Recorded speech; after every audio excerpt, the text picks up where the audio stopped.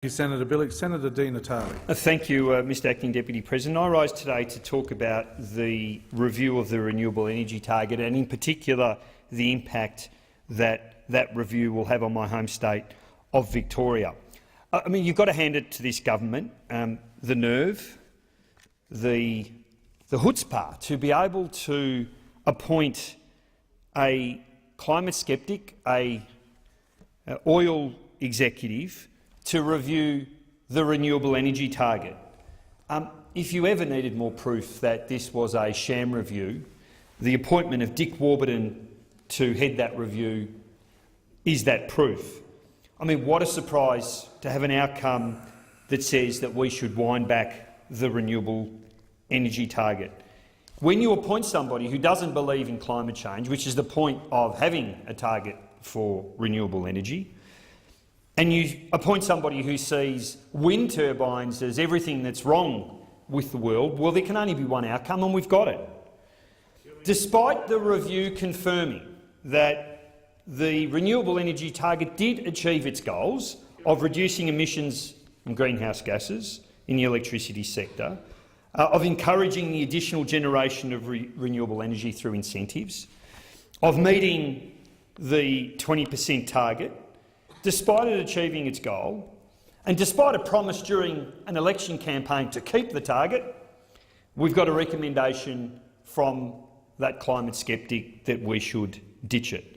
The premise, of course, is it's too expensive, and it uses coal as its reference point, completely ignoring the fact, of course, that coal has become a major contributor to our power supply, precisely because it has been subsidised from its very inception and continues to be subsidised to this very day. There's a great irony that I'm talking about this issue here today, because we've just seen an inquiry handed down into the Morwell coal mine fire, an inquiry that discusses the serious impact that that fire in that coal mine had on the community of Morwell. Enormous costs as a result of the health and social dislocation caused by that fire that will not appear in any balance sheet and reflect the true price of coal, because it's the taxpayer that will be footing the bill for that clean-up.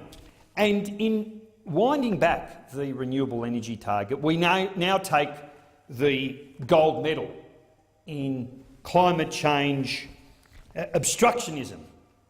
We are the first country to have wound back a price on carbon, and we will now be the first country to wind back a target for renewable energy. Again, some honesty would have been nice here.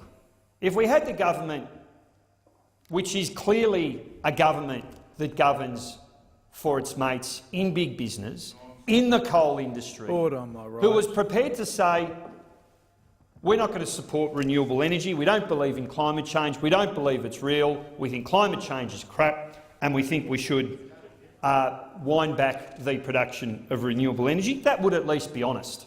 Instead, we've got this sham process designed to produce a predetermined outcome, and what we are going to see is a huge impact on my home state of Victoria. And the irony, of course, on a day when we repeal the mining tax on the premise that it is jeopardising investment from mining interests in this country, that we also continue our assault on the renewable energy target, killing an industry of today and tomorrow with the potential, and now realised potential, to create jobs for communities right across Victoria, particularly in regional Victoria. Now, Victoria is facing a jobs crisis.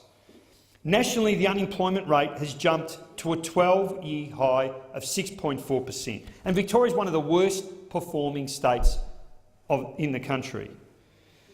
In the Premier's own electorate in south-west Victoria, we've got youth unemployment at a 15-year high, averaging 18% over the year to July 2014, well above the state average, and well above the youth unemployment rate for the previous year. And yet, in the face of all that, we see a government, both at a federal and a state level, continuing to wage their war on the renewable energy industry. And this is what they're giving up.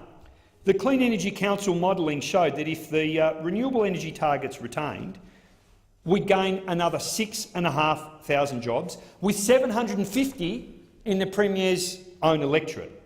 We've seen the shelving of the enormous solar farm in Mildura. 18 new wind farms have been put on hold. And let me tell you, we've got almost 1,000 wind farms in operation in Victoria, with more than 2,000 approved but not yet built, and they are all in jeopardy. All in jeopardy. For every 50 megawatts of capacity, and if you've got a 5 megawatt tower, you've got 10 turbines, that produces a value of $50 million to the state. We see through and that is, let me tell you, a very small development. Many of the developments in Victoria are bigger than that.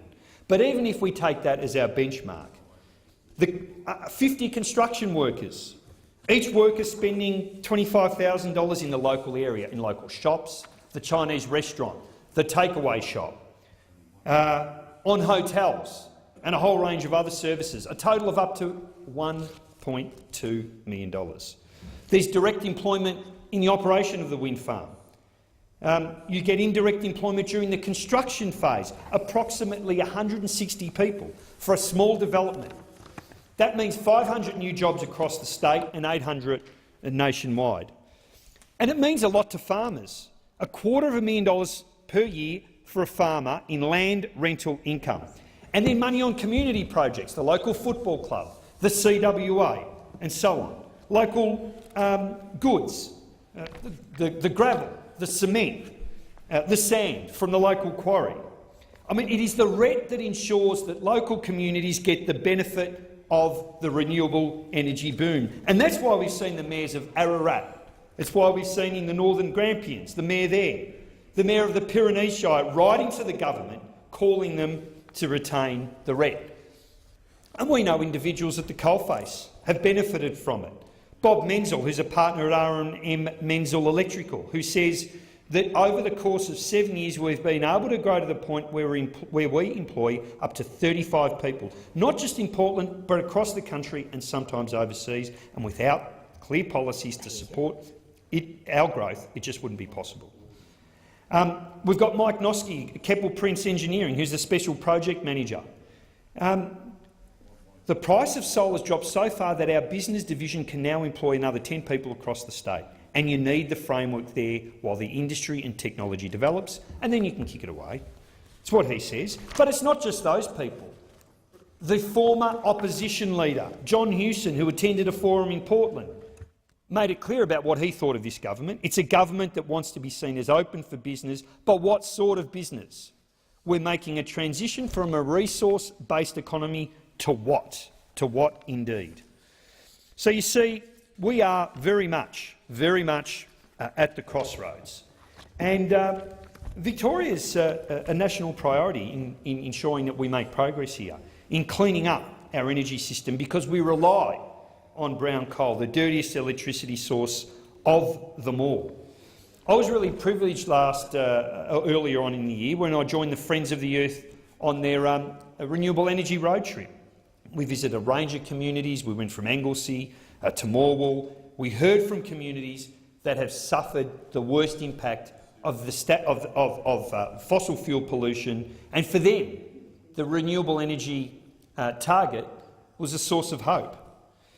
Now, while the Abbott Government's threatening to axe or at least weaken the RET, I know in Victoria my colleagues, my state Greens colleagues, are doing their best to retain it, and they're doing it in the face of a recalcitrant state government, a state government that believes, and it made its position very clear in its submission to the Renewable Energy Target Review, that gas is a renewable energy.